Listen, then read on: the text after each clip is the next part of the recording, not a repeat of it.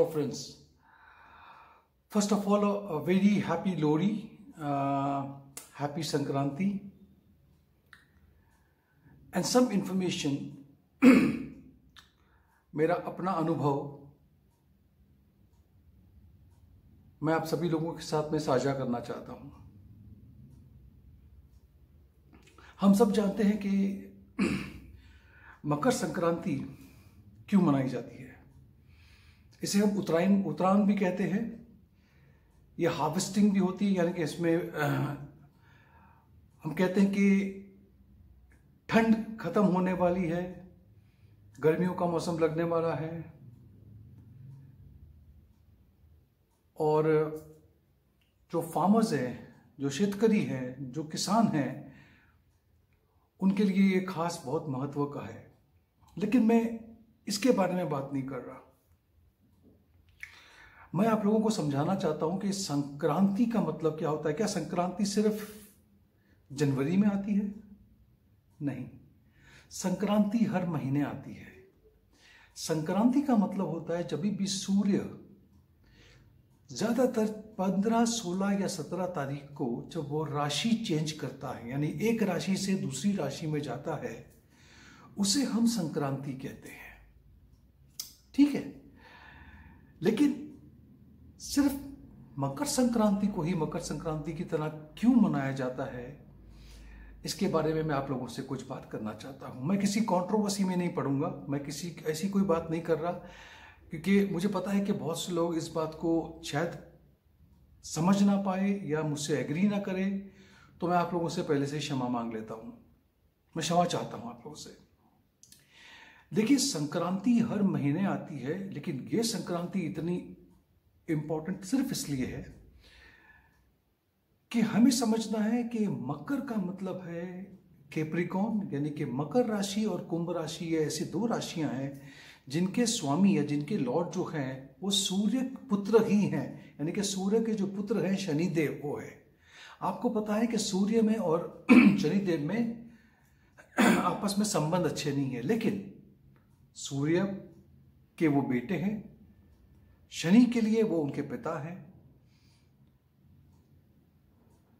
हमें यह भी समझना है, सूर्य का मतलब होता है वो आत्मकारक है, सोल है, ओके, और वो अपने बेटे के राशि में उतर रहे हैं, जिसे हम मकर राशि कहते हैं, इसीलिए इसे हम मकर संक्रांति कहते हैं।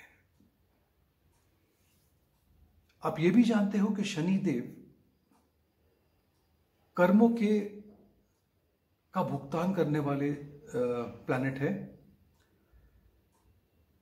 तो ऐसे में आत्मा, यानी कि आपका सोल, जब उस राशि में उतरे जहां पे कर्म भी है, तो ये जो कर्म और ये जो आत्मा है, इसका जो मिलान है,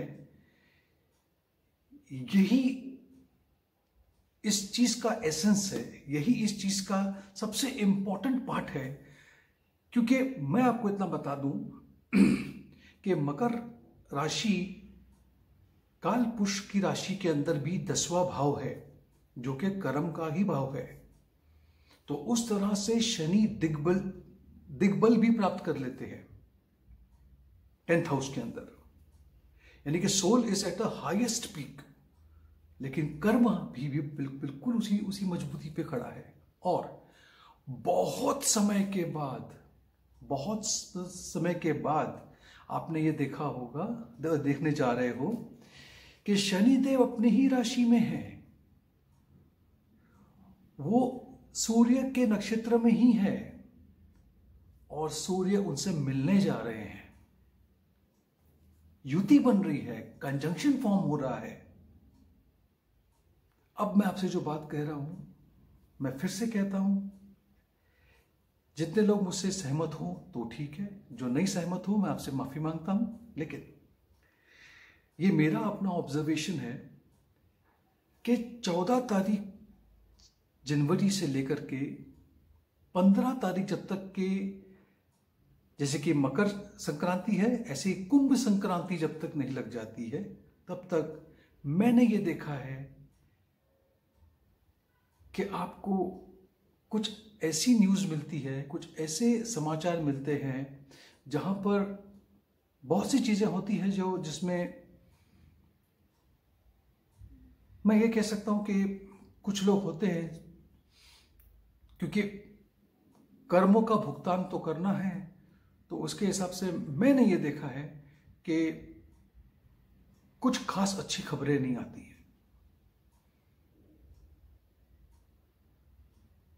और ये मैं कम से कम 10-12 साल से ऑब्जर्व कर रहा हूं। और मैं आपको ये संक्रांति से पहले ही वीडियो इसलिए बना के भेज रहा हूं ताकि शायद मैं आपको इसका प्रमाण भी दे पाऊं इस वक्त, इस आने वाले 1 महीने में। अब इसके क्या प्रमाण होंगे इसके बारे में बताना मेरे बस की तो बात नहीं है, लेकिन मैं इतना कह सकता हूं कि 14 जनवरी से 15 फरवरी तक आप देखोगे कि ये अच्छा। दूसरी बात होती है कि जहां पे जो मैंने अध्ययन किया है, जो मैंने पढ़ाई की है, उसमें एक जगह पे ये भी लिखा है कि क्यों हम लोग पितरों की शांति के लिए या तो फिर हम दान पुण्य करते हैं या तो फिर हम गंगा स्नान करने को क्यों जाते हैं, क्योंकि हमें पता है कि इस वक्त जो ये वक्त है इसमें हमें अपने कर्मों का भुगतान करना होता है। वैसे तो संक्रांति हर साल लगती है, सालों से लगती है, और मैंने 10 साल 12 साल से कंटिन्यूस देखा है और मैंने कंटिन्यूस इसको ऑब्जर्व किया है, तभी इतनी हिम्मत जुटाई है कि मैं आपके सामने आकर के बोल सकूं।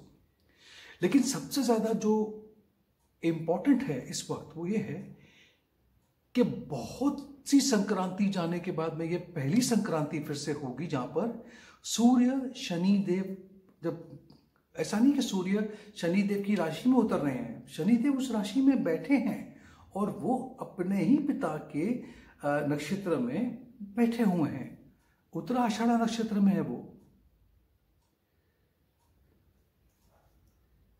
तो हम सब लोगों को, आपको, मुझे, सभी लोगों को ये प्रार्थना करनी चाहिए कि हमें भगवान से मांगना चाहिए कि ये जो समय होता है ये समय शांतिपूर्ण गुजर जाए, ऐसा कुछ भी हमें सुनाई ना दे, ऐसा कुछ भी हमारे सामने ना आए जिससे हमें ऐसा पता पड़े कि कुछ लोगों को इससे आघात हुआ है, दुख पहुंचा है। तो कम से कम मैं तो ये प्रार्थना करता हूं कि ये जो मेरा ऑब्जर्वेशन है वो पूरी तरह से फेल हो जाए, गलत हो जाए। मैं बड़ा खुश होऊंगा, क्योंकि मैं नहीं चाहता कि मैं अपने पॉइंट को प्रूव करने के लिए इस तरह की कामना मैं नहीं कर सकता। Thank you so much for watching this. और मेरे नक्षत्र के जो सीक्वेंस चल रहे हैं उसमें जो नेक्स्ट नक्षत्र जो मैं करने जा रहा हूं वो है Purva Phalguni. So wait for my video coming soon. Thank you.